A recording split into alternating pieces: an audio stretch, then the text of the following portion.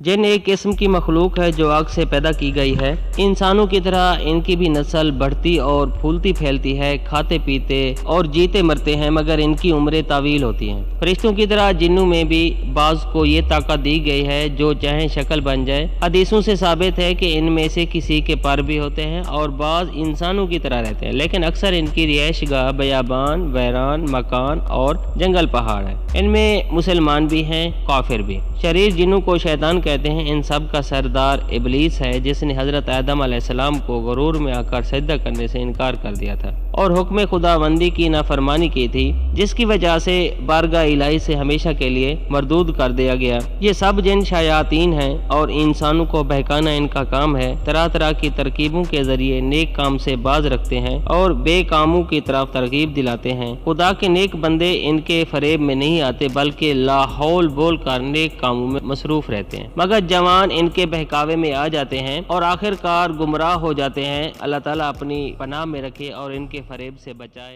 आमीन।